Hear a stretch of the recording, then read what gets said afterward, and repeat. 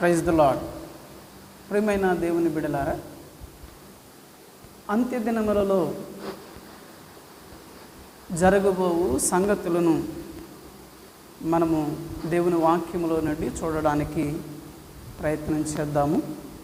ముందుగా పరిశుద్ధ గ్రంథం బైబిల్లో నుండి ఒక లేఖన భాగాన్ని మనం చదువుదాం. ఆదికాండము 49వ అధ్యాయము మొదటి వచనం. ఆదికాండము 49వ అధ్యాయము మొదటి వచనం. యాకోబు తన కుమారులను పిలిపించి ఇట్లనెను, మీరు కూడి రండి, అంత్యదినములలో మీకు సంభవింపబోవు సంగతులను మీకు తెలియజేసేదను. ప్రియమైన దేవుని బిడ్డలారా, ఈ చదువుకున్నటువంటి లేఖన భాగములో అబ్రహాము మనవడు అయిన యాకోబు తన 12 మంది కుమారులను తన యొద్దకు పిలిచి వారితో అంటున్నాడు. ఇది ఐగుప్తులో జరిగినటువంటి సంగతులు. తన వృద్ధాప్యములో మరణదశలో ఉన్నప్పుడు యాకోబు తన కుమారులను పిలిచి అంటున్నాడు, అంత్యదినములలో సంభవింపబోవు సంగతులను మీకు తెలియజేస్తాను, నా యొద్దకు రండి అని చెప్తూ ఉంటున్నాడు. ఇప్పుడు మన అంశం ఏంటి అంటే అంత్యదినములలో జరుగు సంభవాలు. ఇది మనము బైబిల్ గ్రంథములో నుండి చూస్తాం. ముందుగా అంత్యదినములు అనేది ముందు మనం చూడాలి. అసలు అంత్యదినాలు ఎప్పుడు ఆరంభమవుతాయి లేదా ఎప్పుడు ఆరంభమైనాయి? ఒకవేళ ఆరంభమైతే, ఆరంభం కాకపోతే ఎప్పుడు ఆరంభమవుతాయి? అంత్యదినాలు జరుగుతున్నాయా లేదా? ఇది దేవుని వాక్యములో నుండి మనము చూడడానికి ప్రయత్నం చేస్తాం. అపోస్తలుల కార్యములు 2వ అధ్యాయం. అపోస్తలుల కార్యములు 2వ అధ్యాయము 16వ వచనము చదువుకుంటాం. 16వ వచనం. యోవేలు ప్రవక్త ద్వారా చెప్పబడిన సంగతి ఇదే, ఏమనగా అంత్యదినముల యందు నేను మనుషులందరి మీద నా ఆత్మను కుమ్మరించెదను. మీ కుమారులను మీ కుమార్తెలను ప్రవచించెదరు. మీ యవనులకు దర్శనములు కలుగును. మీ వృద్ధులు కలలు కందురు. ఆ దినములలో నా దాసుల మీదను నా దాసురాండ్ర మీదను నా ఆత్మను కుమ్మరించెదరు గనుక వారు ప్రవచించెదరు. ఈ లేఖన భాగాన్ని మనం ఒకసారి జ్ఞాపకం చేసుకుందాం. పేతురు గారు యెరూషలేములో ఒక మేడగదిలో శిష్యులందరూ కూడి వచ్చినప్పుడు ఆ మేడగదిలో పరిశుద్ధాత్మ దేవుడు వారి మీదకి దిగి వచ్చాడు. ఆ సందర్భంలో మరి అందరూ కూడా వారు తమ తమ భాషల్లో మాట్లాడుతూ ఉండగా అనేకులు ఇదేంది వింతగా ఉంది అని చెప్పుకుంటూ ఉన్నప్పుడు పేతురు గారు వారి మధ్యలో లేచి వారితో చెప్తున్న మాట ఏంటంటే, మీరు దీనిని గురించి ఆశ్చర్యపడాల్సిన పని లేదు. అంత్యదినములలో నేను నా ఆత్మను మనుషులందరి మీద కుమ్మరిస్తానని యోవేలు ప్రవక్త ద్వారా దేవుడు చెప్పాడు. ఆ చెప్పినట్లుగానే తన ఆత్మను దేవాది దేవుడు మనందరి మీద ఈనాడు కుమ్మరించినాడు. కాబట్టి దానిని గురించి మీరు ఆశ్చర్యపడాల్సిన పని లేదు అని పేతురు గారు చెప్తూ వచ్చాడు. చూడండి, యోవేలు గ్రంథములో ఈ మాట మనం చూస్తాం. యోవేలు గ్రంథం 2వ అధ్యాయం 28వ వచనములో ఈ ప్రవచనాన్ని గురించి చెప్తూ వచ్చాడు. తరువాత నేను సర్వజనుల మీద నా ఆత్మను కుమ్మరించెదను. మీ కుమారులను మీ కుమార్తెలను ప్రవచనములు చెప్పుదురు. మీ ముసలివారు కలలు కందురు. మీ యవనులు దర్శనములు చూతురు. ఆ దినములలో నేను పనివారి మీదను పనికత్తెల మీదను నా ఆత్మను కుమ్మరింతును. ఈ ప్రవచనాన్నే, ఈ లేఖనాన్నే పేతురు గారు అపోస్తలుల కార్యం 2వ అధ్యాయంలో ఎత్తి చెప్తూ ఉన్నాడు. అంటే ప్రియులారా, ఎప్పుడైతే పరిశుద్ధాత్మ దేవుడు ఆకాశము నుండి యెరూషలేములో మేడగదిలో ఉన్నటువంటి వారి మీద కుమ్మరింపబడుతూ వచ్చినాడో ఆనాటి నుండి అంత్యదినములు ఆరంభమైనాయి అని మనము ముందుగా ఎరగాలి. ఈ అంత్యదినములు ఆరంభమైనవి కదా. ఇప్పుడు అంత్యదినములలో జరుగు సంభవాలు ఏం జరుగుతాయి? సంభవాలు అంత్యదినాల్లో ఏం జరుగుతాయి? ఇది ముందుగా మనం చూడాలి. అయితే అంత్యదినములలో యేసుక్రీస్తు వారు తిరిగి ఆయన పరము నుండి భూమి మీదకు రానయ్యున్నాడు. దీనిని మనము రెండవ రాకడ అని చెప్పుకుంటూ ఉన్నాం. అయితే ప్రియులారా, మరలా యేసుక్రీస్తు వారు భూమి మీదకి వస్తాడా? మేము ఎలాగ నమ్మాలి? దానికి రుజువులు ఏమైనా ఉన్నాయా అంటే, బైబిల్లో నుండే మనము కొన్ని రుజువులు చూడడానికి ప్రయత్నం చేస్తాం. క్రీస్తు రాకడ రుజువులు అనే దాని గురించి. ఎందుకంటే ప్రశ్నించేవారు లేకపోలేదు ఈ దినాల్లో. బైబిల్లో కూడా అలాంటి వారు ఉన్నారు. చూద్దాం ఒకసారి. పేతురు వ్రాసిన రెండవ పత్రిక 3వ అధ్యాయం. పేతురు వ్రాసిన రెండవ పత్రిక 3వ అధ్యాయము 4వ వచనం. ఆయన రాకడను గుర్చిన వాగ్దానం ఏమాయను? పితరులు నిద్రించినది మొదలుకొని సమస్తమును సృష్టి ఆరంభమునున్నట్టు నిలిచి ఉన్నదే అని చెప్పుదురని మొదట మీరు తెలుసుకొనవలెను. పేతురు గారు పరిశుద్ధులకు లేఖను రాస్తూ పిలువబడినటువంటి వారికి చెప్తున్నాడు. అంత్యదినాలలో ఎలాగుంటారంటే, వారు ఎలాగుంటారు అని చెప్తున్నాడంటే, రాకడను గుర్చిన వాగ్దానం ఏమాయను? ఆయన వస్తానన్నాడు కదా, మరి ఆయన రాలేదేంటి? అసలు ఆ వాగ్దానం ఏమైపోయింది అని ప్రశ్నించేవారు ఉన్నారు. అంటే ఇది అబద్ధమేమో, అంటే లేఖనాలు ఎలా నమ్మాలి మనం? ఇది అబద్ధమేమో ప్రశ్నించే వాళ్ళు ఉన్నారు. వారి కొరకై దేవుడు చక్కగా జవాబిస్తూ ఉన్నాడు. ప్రియులారా, చూస్తాము దేవుని వాక్యములో నుండి జకర్యా గ్రంథములో. అంటే మనుషులు దేవుని రాకడను గుర్చిన వాగ్దానం ఏమైపోయింది, ఆయన ఇంకా రాలేదే, మేము ఎంతో కాలం నుంచి వింటున్నామే అని ప్రజలు ప్రశ్నిస్తూ ఉంటే, జవాబుగా దేవుడు ఒక వచనాన్ని మనకు జ్ఞాపకం చేస్తున్నాడు. జకర్యా గ్రంథం 1వ అధ్యాయము 6వ వచనం. జకర్యా గ్రంథం 1వ అధ్యాయం 6వ వచనం.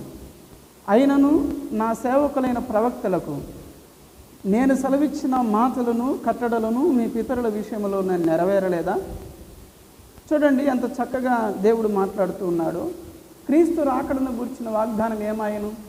ఆయన చెప్పాడు కదా నేను వస్తానని, మరి ఇంతవరకు రాలేదేంటి అంటే అది తప్ప, అది జరగదా అని ఒకవేళ ఎవరైనా ప్రశ్నించినట్లయితే, నమ్మకపోతే, వారి విషయమే దేవుడు ఇక్కడ చెప్తున్న జవాబు ఏంటనంటే, మీ పితరులైనటువంటి ప్రవక్తలు ఉన్నారు కదా, సేవకులు ఉన్నారు కదా, ఆ ప్రవక్తలకు నేను సెలవిచ్చిన మాటలు కట్టడలు మీ పితరుల విషయాలలో నెరవేరలేదా అంటున్నాడు.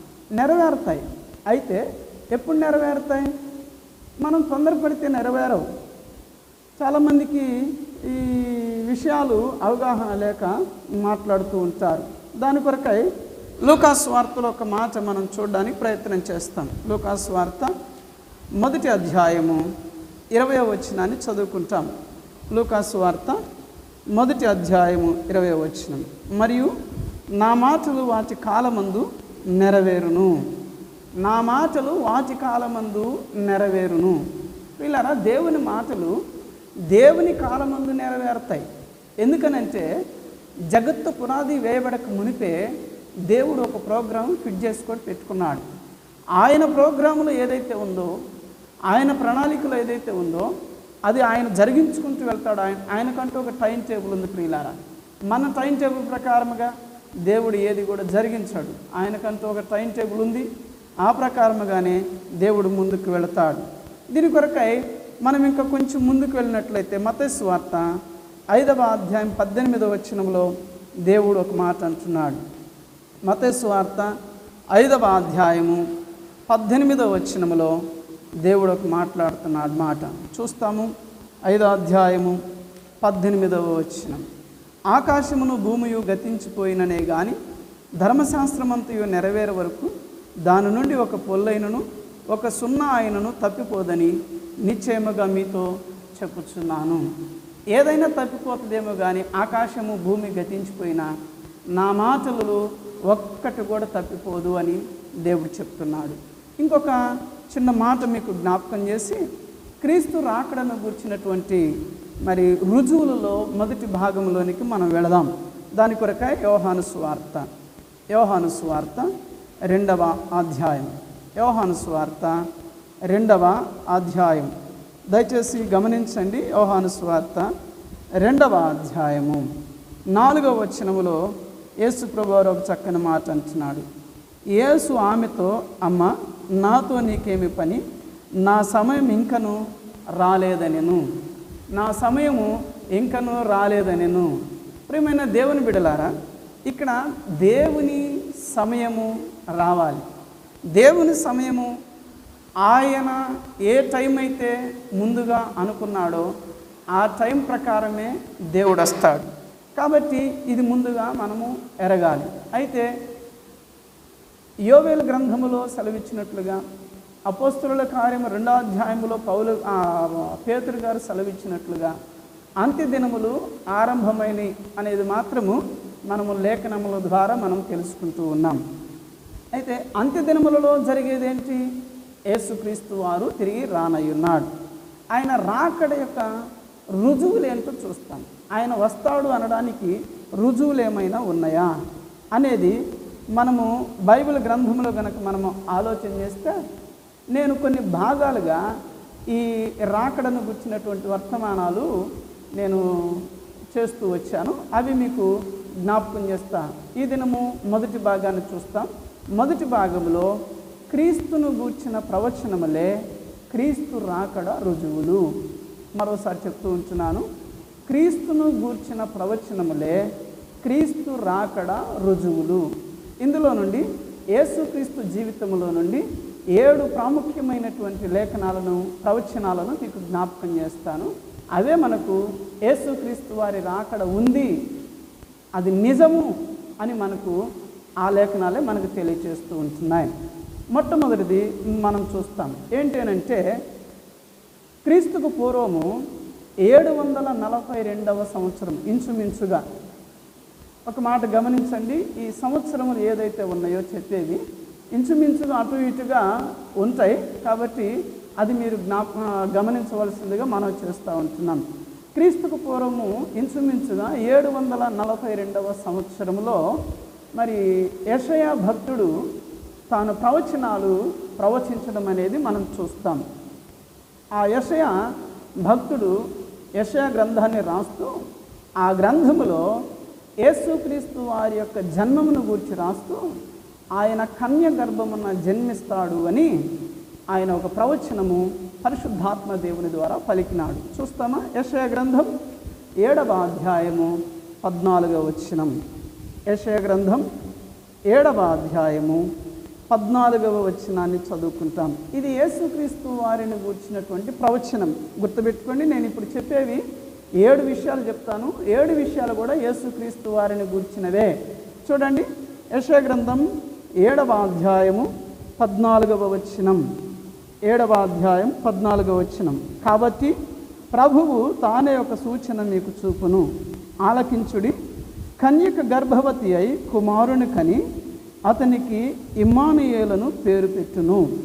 ఇక్కడ కన్యక గర్భవతి అయి కుమారుని కనును అన్నటువంటి మాటను గమనించండి.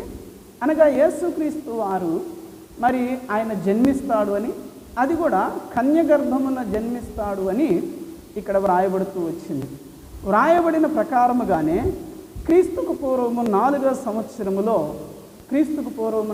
సంవత్సరములో మరి యేసుక్రీస్తు వారు కన్య గర్భమున ఆయన జన్మించినట్లుగా మత్తయి సువార్త 1వ అధ్యాయము 21, 22 వచనాల్లో మనం చూడగలం.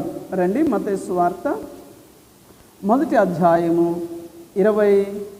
22వ వచనాన్ని చదువుదాం. ఇదిగో కన్యక గర్భవతి కుమారుని కనును, ఆయనకు ఇమ్మానుయేలును పేరు పెట్టుదురని ప్రభువు తన ప్రవక్త ద్వారా పలికిన మాట నెరవేరునట్లు ఇదంతయు జరిగెను. ప్రవక్త ద్వారా పలికిన మాట ఎక్కడ ఇది మనం చూసాము? యెషయా గ్రంథములో మనం చూస్తూ వచ్చాం. అనగా ఇంచుమించుగా 738 సంవత్సరముల తరువాత ఈ ప్రవచనము నెరవేరింది. ప్రియమైన దేవుని బిడ్డలారా, గమనించండి. ఇంచుమించుగా 738 సంవత్సరాలకు ఈ ప్రవచనము నెరవేర్చబడుతూ వచ్చింది. ఇది మొట్టమొదటిది. ఇక రెండవ రుజువు మనము బైబిల్ గ్రంథంలో నుండి చూస్తాం. అది ఏంటి అని అంటే, యేసుక్రీస్తు వారు అన్యజనుల ప్రాంతములలో నివసిస్తాడు అని ఇదే యెషయా భక్తుడు తన యొక్క గ్రంథములో ప్రవచన రూపంగా చెప్తూ వచ్చాడు. చూద్దాం రండి. యెషయా గ్రంథం 9వ అధ్యాయము 1వ వచనం. యెషయా గ్రంథం 9వ అధ్యాయము 1వ వచనాన్ని చదువుకుంటాం. అయినను వేదన పొందిన దేశం మీద మబ్బు నిలవలేదు. పూర్వకాలమున ఆయన జబూలూను దేశమును నఫ్తాలి దేశమును అవమానపరిచెను. అంత్యకాలమున ఆయన సముద్ర ప్రాంతమును అనగా యోర్దాను అద్ధరిని అన్యజనుల గలిలయ ప్రదేశమును మహిమగల దానిగా చేయుచున్నాడు. చీకటిలో నడుచు జనులు గొప్ప వెలుగును చూచుచున్నారు. మరణఛాయ గల దేశ నివాసుల మీద వెలుగు ప్రకాశించును. ఇది ప్రవచనం అండి. ఈ ప్రవచనము నెరవేర్పు అనేది మత్తయి సువార్త 4వ అధ్యాయము 16వ వచనములో మనం చూస్తాం. మత్తయి సువార్త 4వ అధ్యాయం 16వ వచనం. 12, 16 కలుపుబడి ఉన్నాయి. నేను 16 చదువుతున్నా. నజరేతు విడిచి జబూలూను నఫ్తాలియను దేశముల ప్రాంతములలో సముద్ర తీరమందలి కపెర్నహూమునకు వచ్చి కాపురముండెను. జబూలూను దేశమును నఫ్తాలి దేశమును యోర్దానుకు ఆవలనున్న సముద్ర తీరమున అన్యజనులు నివసించు గలిలయయు చీకటిలో కూర్చుండిన ప్రజలను గొప్ప వెలుగును చూచిరి. మరణ ప్రదేశములోను మరణఛాయలోను కూర్చుండిన వారికి వెలుగు ఉదయించెను అని ప్రవక్త అయిన యెషయా ద్వారా పలుకబడినది నెరవేరునట్లు ఈలాగు జరిగెను. ప్రియమైన దేవుని బిడ్డలారా, దేవుని యొక్క ప్రవచనము అంటే ఆయన అన్యజనుల ప్రాంతంలో నివసిస్తాడు అని యెషయా భక్తుడు ప్రవచించాడు. క్రీస్తుకు పూర్వము 742లో ఇంచుమించుగా. క్రీస్తు శకము 27వ సంవత్సరములో యేసుక్రీస్తు వారు ఈ అన్యజనుల ప్రాంతంలో నివసించినట్లుగా అనగా తన 30వ ఏట అన్యజనుల ప్రాంతంలో నివసించినట్లుగా బైబిల్ గ్రంథంలో మనం చూస్తాం. అంటే ఇంచుమించుగా 769 సంవత్సరములకు ఈ ప్రవచనము నెరవేరుతూ వచ్చింది. ఈ ప్రవచనము నెరవేరడానికి 769 సంవత్సరాలు పట్టింది. మొదటి ప్రవచనం నెరవేరడానికి 738 సంవత్సరాలు పట్టింది. రెండవ ప్రవచనం నెరవేరడానికి 769 సంవత్సరాలు పట్టింది. ఇలా ఇక 3వ ప్రవచనాన్ని మనం చూస్తాము. 3వ ప్రవచనం ఏంటి అని అంటే, యేసుక్రీస్తు వారు ఆయన సువార్త ప్రకటిస్తాడు అని బైబిల్ గ్రంథములో ప్రవక్తలు ముందుగానే ప్రవచించారు. అది కూడా యెషయా భక్తుడే ఆ ప్రవచనాన్ని కూడా ప్రవచించినటువంటి వాడు. చూస్తామా రండి దేవుని వాక్యములో నుండి. యెషయా గ్రంథం దయచేసి గమనించండి. యెషయా గ్రంథం 61వ అధ్యాయం. యెషయా గ్రంథం 61వ అధ్యాయము మొదటి 3 వచనాలు చదువుకుంటాం. ప్రభువు యెహోవా ఆత్మ నా మీదికి వచ్చి ఉన్నది. దీనులకు సువర్తమానము ప్రకటించుటకు యెహోవా నన్ను అభిషేకించెను.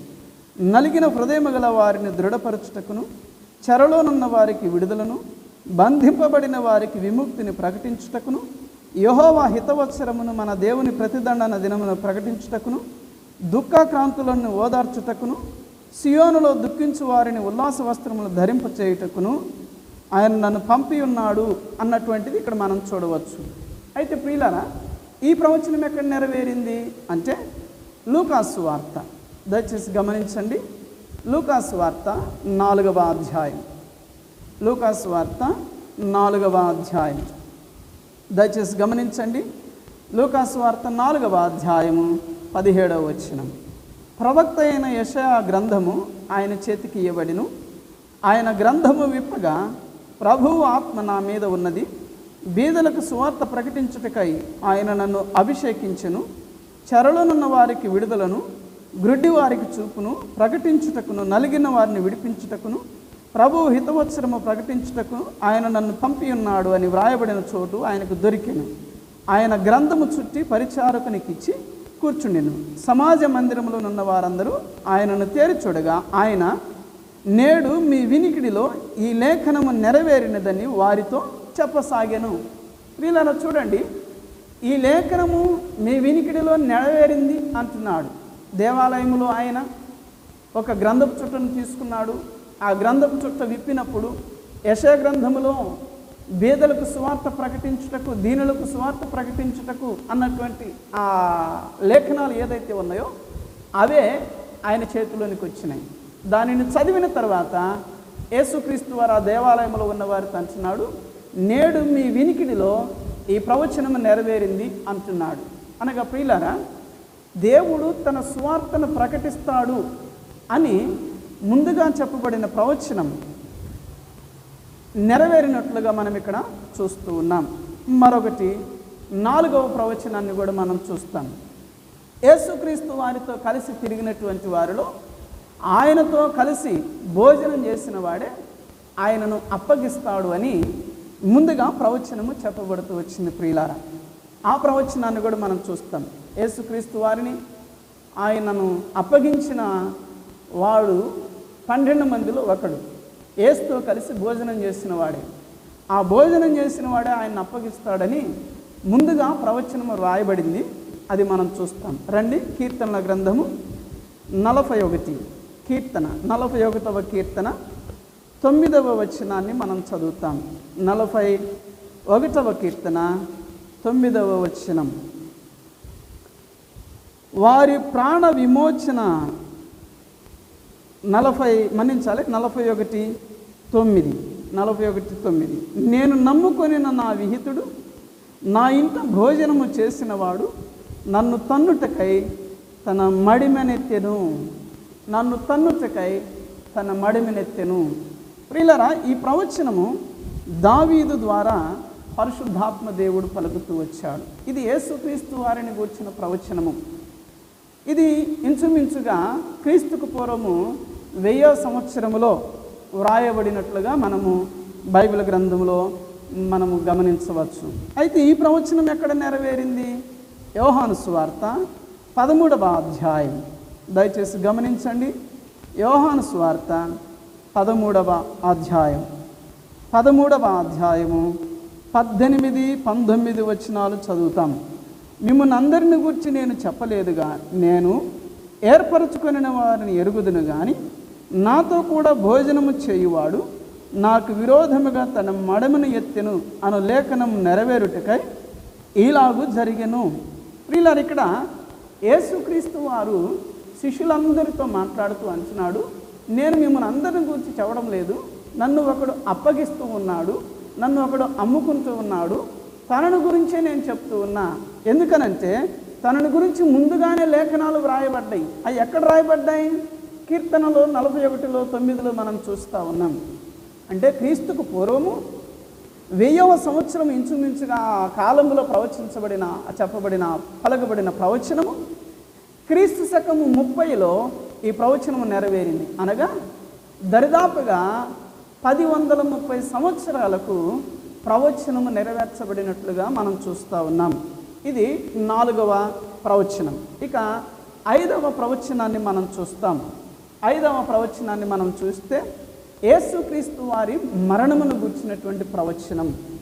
యేసుక్రీస్తు వారు మరణిస్తాడు అని యెషయా భక్తుడు ప్రవచించాడు. రండి చూస్తాం. యేసుక్రీస్తు వారు పుడతాడు, పుట్టిన యేసుక్రీస్తు వారు మరణిస్తాడు అని యెషయా భక్తుడు ముందుగానే ప్రవచించాడు. యెషయా గ్రంథం 53వ అధ్యాయము 9వ వచనం. యెషయా గ్రంథం 53:9. అతడు మరణమైనప్పుడు భక్తిహీనులతో అతనికి సమాధి నియమింపబడెను. అతడు మరణమైనప్పుడు అంటే అతడు చనిపోతాడు. ఎవరు అతడు? మొదటి వచనములో మేము తెలియజేసిన సమాచారం ఎవడు నమ్మెను? యెహోవా బాహువు ఎవనికి బయలుపరచబడిను? లేత మొక్కవలెను, ఎండిన భూమిలో మొలిచిన మొక్కవలెను అతడు ఆయన ఎదుట పెరిగెను. ఆయన ఎదుట అంటే తండ్రి అయిన దేవుని ఎదుట కుమారుడైన యేసుక్రీస్తు వారు పెరుగుతూ వచ్చినటువంటి సందర్భాన్ని ఇక్కడ అంటే ఈ అధ్యాయం అంతా యేసుక్రీస్తు వారిని గురించి చెప్పబడింది. ఆయన మరణమైనప్పుడు అంటే యేసుక్రీస్తు వారు మరణిస్తాడు అని యెషయా భక్తుడు ముందుగానే ప్రవచించాడు.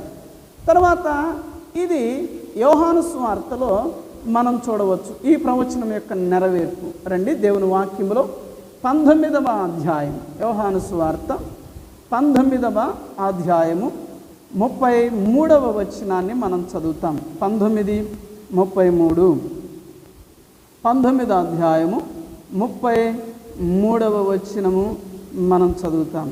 వారు యేసునొద్దకు వచ్చి అంతకుముందే ఆయన మృతి పొంది ఉండుట చూచి ఆయన కాళ్ళు విరుగగొట్టలేదు కానీ అతడు మృతి పొంది ఉండుట చూచి సైనికులు యేసుక్రీస్తు వారు మృతి పొందినట్లుగా నిర్ధారణ చేశారు. ఆయన చనిపోయినాడు. ప్రియమైన దేవుని బిడ్డలారా, ఈ ప్రవచనము కూడా నెరవేర్పు అనేది మనం చూస్తున్నాం. ఇది 5వది. ఇక 6వది, యేసుక్రీస్తు వారు చనిపోయిన తర్వాత ధనవంతుని సమాధిలో ఆయన పెట్టబడతాడు అని బైబిల్ గ్రంథములో ముందుగానే ప్రవచించాడు యెషయా భక్తుడు. అది కూడా మనం ఇందాక చదివిన లేఖన భాగాన్ని మరలా చదువుదాం. 53వ అధ్యాయం, యెషయా గ్రంథం 53వ అధ్యాయము 9వ వచనం. అతడు మరణమైనప్పుడు భక్తిహీనులతో అతనికి సమాధి నియమింపబడిను, ధనవంతుని యొద్ద అతడు ఉంచబడిను. అనగా ధనవంతుని యొద్ద అంటే ధనవంతుని సమాధిలో ఆయన పెట్టబడతాడు అని ప్రవచనము దేవుడు ముందుగానే యెషయా భక్తుని ద్వారా చెప్పాడు. యేసుక్రీస్తు వారు అలాగనే ధనవంతుని సమాధిలో పెట్టబడ్డాడు. రండి దేవుని లేఖనాలను మనం చూస్తాము. మత్తయి సువార్త 27వ అధ్యాయం, మత్తయి సువార్త 27వ అధ్యాయం, 27వ అధ్యాయము 57వ వచనం. 27:57. యేసు శిష్యుడుగానున్న అరిమతయి యోసేపు అను ఒక ధనవంతుడు సాయంకాలమైనప్పుడు వచ్చి పిలాతునొద్దకు వెళ్ళి యేసు దేహమును తనకిమ్మని అడుగగా పిలాతు దానిని అతనికి అప్పగింప నాజ్ఞాపించెను. యోసేపు ఆ దేహమును తీసుకొని శుభ్రమైన నారబట్టతో చుట్టి తాను రాతిలో తొలిపించుకొనిన క్రొత్త సమాధిలో దానిని ఉంచి సమాధి ద్వారమునకు పెద్ద రాయి పొర్లించి వెళ్ళిపోయెను. ఇక్కడ అరిమతయి యోసేపు ధనవంతుడు అని వ్రాయబడింది 57వ వచనంలో. అయితే తన కొరకు తొలిపించుకుని సమాధిలో యేసుక్రీస్తు వారిని పెట్టాడు.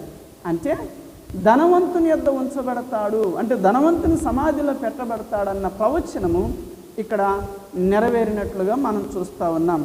మరొకటి 7వ ప్రవచనాన్ని కూడా మనం చూస్తాం. యేసుక్రీస్తు వారి యొక్క పునరుద్ధానమును గూర్చినటువంటి ప్రవచనం. ఈ ప్రవచనము ఇంచుమించుగా క్రీస్తుకు పూర్వము 1400 సంవత్సరాల క్రితం మరి యోబు భక్తుని ద్వారా యోబు గ్రంథములో ఈ ప్రవచనం పలికినట్లుగా మనం చూస్తున్నాం. అంటే యోబు గ్రంథములో పలికిన ప్రవచనాన్ని మనం చూస్తాం. రండి, యోబు నోటి నుండి వచ్చిన మాట.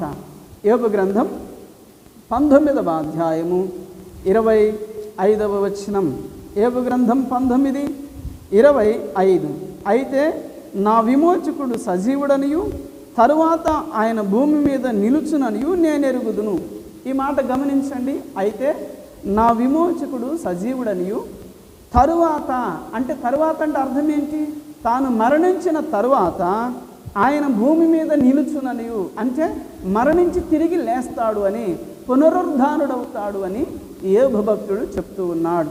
ఇది యేసుక్రీస్తు వారిని గూర్చిన ప్రవచనం. ఇప్పుడు ఈ ప్రవచనం యొక్క నెరవేర్పు మనం చూస్తాం. లూకాసు వార్త 24వ అధ్యాయం, లూకాసు వార్త 24వ అధ్యాయము 5-6 వచనాలను మనం చదువుకుంటాం. వారు భయపడి ముఖములను నేలమోపి ఉండగా వీరు సజీవుడైన వానిని మీరెందుకు మృతులలో వెతుకుచున్నాడు? ఆయన ఇక్కడ లేడు, ఆయన లేచి ఉన్నాడు. దూతలు శిష్యులతో చెప్తూ ఉంటున్నారు, ఎందుకు మీరు సజీవుడైన వాడిని ఇక్కడ వెతుకుతున్నారు? మృతుల్లో సమాధిలో ఎందుకు వెతుకుతున్నారు? ఆయన సమాధిలో లేడు, ఆయన తిరిగి లేచాడు. ఆయన చెప్పినట్టుగానే ఆయన లేచాడు, ఆయన పునరుద్ధానుడయ్యాడు అని చెప్తూ ఉంటున్నారండి. ప్రియమైన దేవుని బిడ్డలారా, ఎందుకంటే యేసుక్రీస్తు వారి రాకడ ఉంది, ఆయన రాబోతున్నాడు అనడానికి రుజువులు ఇంకేం కావాలి? యేసుక్రీస్తు వారు శిష్యులతో చెప్పినాడు, నేను మరలా వస్తా, నా యొద్ద ఉన్నట్టుకు మిమ్మల్ని తీసుకొని పోతానన్నాడు. అంటే ఆయన చెప్పాడు కదా, మరి బైబిల్ ఎంతవరకు నమ్మాలి అని అంటే అది నమ్మకమైందేనా అంటే ఇప్పుడు ఈ ప్రవచనాలన్నీ బైబిల్లో అయ్యే కదా. ఆ యేసుక్రీస్తు వారిని గురించిన 7 ప్రవచనాలు నేను ప్రాముఖ్యంగా 7 మీకు జ్ఞాపకం చేశాను. ఈ ప్రవచనాలు మొట్టమొదటిగా ఆయన జన్మమును గురించిన ప్రవచనము, రెండవది ఆయన నివసించేది, తర్వాత ఆయన సువార్త ప్రకటించే ప్రవచనము, తర్వాత ఆయనను ఎవరు అప్పగిస్తారో, ఆయన మరణము, ఆయన సమాధి, ఆయన పునరుద్ధానం. ఇట్లా 7 విషయాలు ముందుగానే ఆయనను గురించి చెప్పబడిన బైబిల్ గ్రంథములో నెరవేరుతూ వచ్చినాయి. అవి మనమంతా ఎరుగుదుము. ఇంకెంతకంటే నీకు రుజువేం కావాలి? యేసుక్రీస్తు వారు మరలా తిరిగి రాబోతున్నాడు అనడానికి ఇంకెంతకంటే రుజువులు ఎక్కడ కూడా నీకు దొరకవు. బైబిల్లో నుండి ప్రతి దానికి నీకు సమాధానము దొరుకుతుంది. ప్రియులారా, ప్రియమైన దేవుని బిడ్డలారా, ఈ ప్రవచనాలు నెరవేరిని గనుక, యేసుక్రీస్తు వారు తిరిగి వస్తానన్నాడు గనుక ఆ ప్రవచనము కూడా తప్పకుండా నెరవేరుతుంది. అయితే వాటి కాలమందు దేవుడు తన ప్రవచనాలను నెరవేరుస్తాడు. నా సమయము ఇంకా రాలేదు అని ప్రభువు అంటున్నాడు. ఆయన సమయము ఎప్పుడో, ఆయన ఎప్పుడు టైం టేబుల్ అలా ఫిట్ చేసుకుని పెట్టుకున్నాడో అది మనం ఎరగము. కాబట్టి ప్రభువు రాకడ కొరకై మనము సిద్ధపడి ఉండాలి. ఆయన ఈ క్షణం వచ్చినా, రేపు వచ్చినా, లేదా నెలకు వచ్చినా, సంవత్సరానికి వచ్చినా మనము ఆయన రాకడ కొరకై సిద్ధపడి ఉండాలి. ప్రియమైన దేవుని బిడ్డలారా, మొదటి భాగాన్ని మనం చూస్తూ వచ్చాము. ఇక రెండవ భాగములో కూడా క్రీస్తు రాకడ రుజువులు రెండవ భాగాన్ని మనము చూస్తాము.